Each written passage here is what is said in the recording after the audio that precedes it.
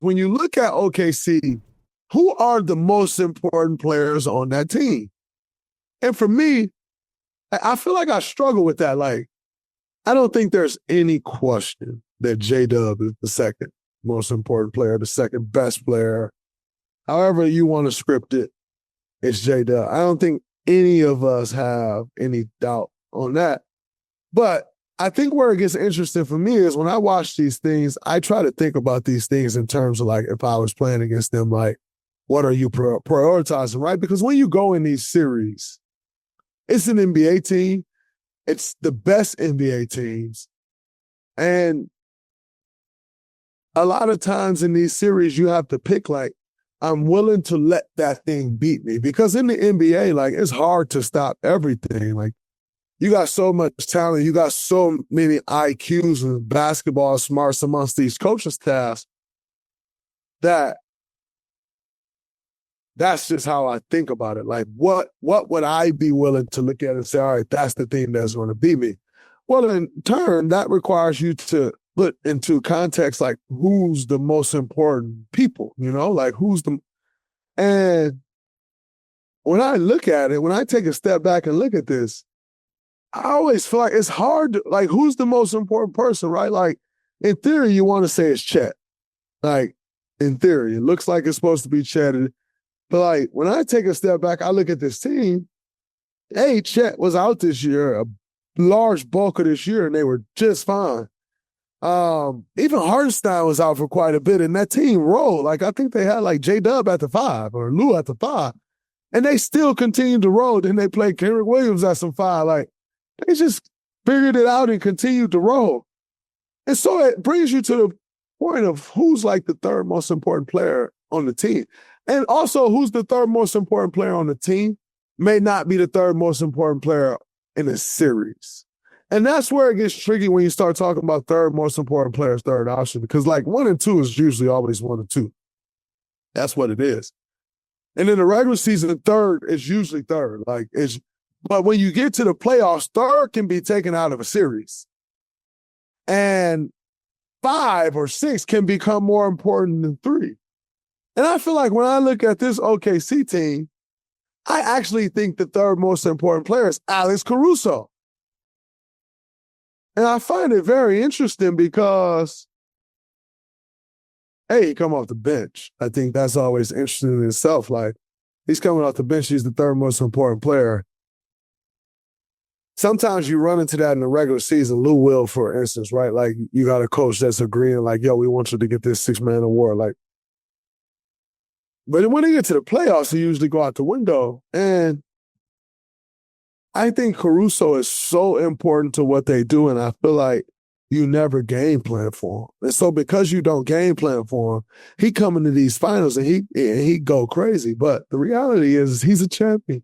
So he actually knows what to expect. If I'm a betting man, and not even a betting man, but if I'm a coach, if I'm an opposing coach, I'm saying, man, I know this guy. But see, and that's where I think playing makes a difference, is like, because you understand a little more.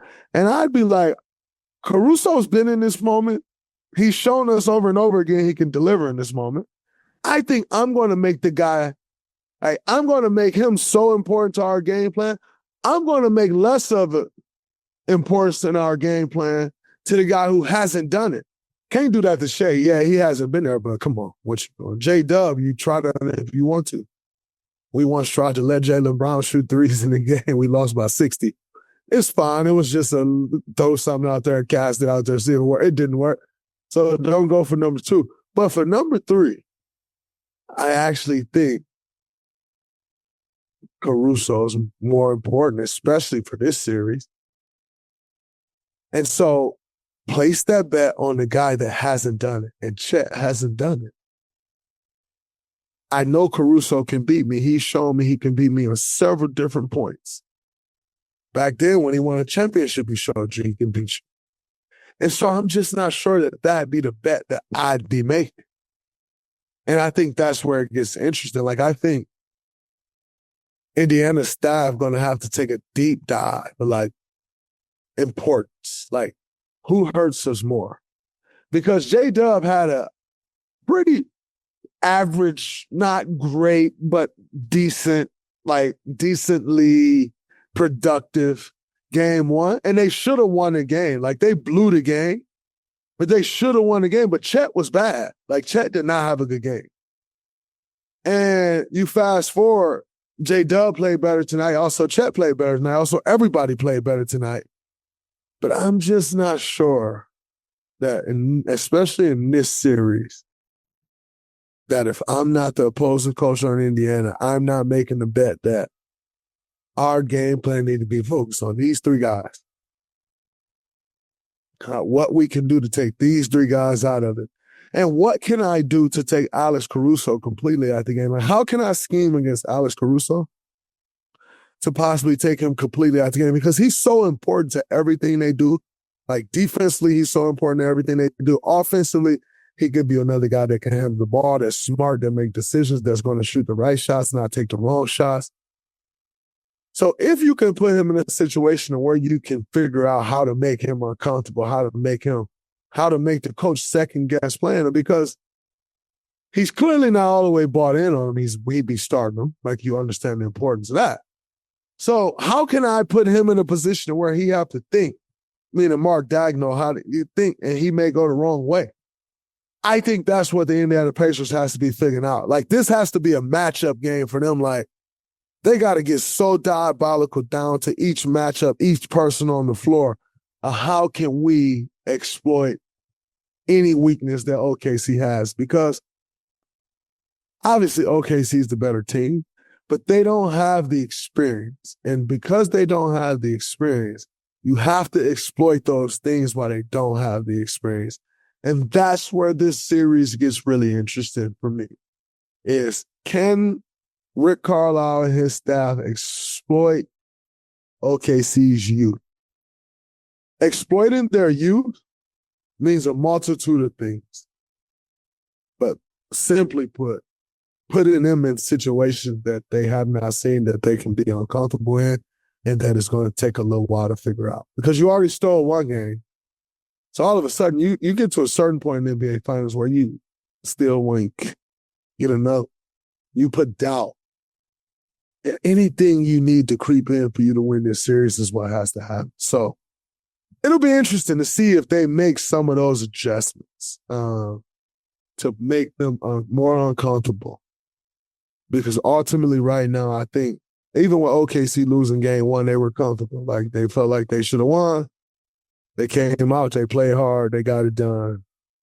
And that's that. So what can you do to make this group uncomfortable is, I think, and obviously that's everybody's like thought, right? But like, them more so than other, like, how do you make them uncomfortable to where you can play at their youth? Because the only way you can play at their youth is to make them uncomfortable and then play at it. Right now, if you just leave them comfortable, it's irrelevant. But if you can make them uncomfortable and then pull their youth strings, I think that's how you ultimately got to beat this team. And I think that's what Indiana has to do. But going back, to Hallie, like I said, Hallie got to be more aggressive. And you got to come out swinging because the guy's going to follow you. That's just what it boils down to. So we'll see.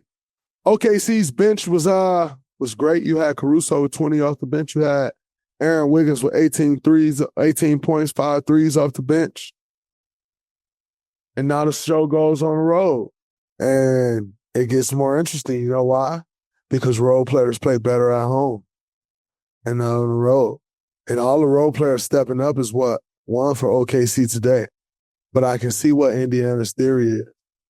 We're going to try to take everyone else out, make it tough on everyone else, and make Shai beat us one-on-one. Problem is Shai had 34 and 8, and everybody else got off. So if that's going to be a theory, you guys actually stop everybody else. And they did not do that tonight. So, I think if I'm Indiana, I think you got to throw more zone at OKC, pack the paint a little more. Sometimes you got to dare them to shoot. But I think just like with any NBA team, like, especially at this level, you got to switch it up. Like, sometimes you got to be daring them to shoot. Sometimes you got to be flying at the closeout. And, like, you just got to keep these guys off balance. Once again, playing at that youth, I think if you can do that, that's ultimately what wins you the game. I saw something that Mark Daigneault said after the game. He said, Indiana is an acquired taste. We haven't played them a lot. They play a distinct style on both ends. I just thought the guys did a good job of just improving, which is important going from game 1 to game 2. I see what he's getting at. Like, they're a little unconventional for sure. But when it boils down to it, you got to go out there and beat me. And tonight, OKC just did that. So I think this series is interesting. OKC could very much so go win the next 2 games. Indiana, as we know, could very much so go on to win these next 2 games. And I think it's going to be like, ultimately, Rick Carlisle has to undoubtedly outcoach Mark Daigneault in order for the Pacers to win this series. I think Rich Carlisle is a great coach. I think he's capable of outcoaching someone. So we'll see if he do it.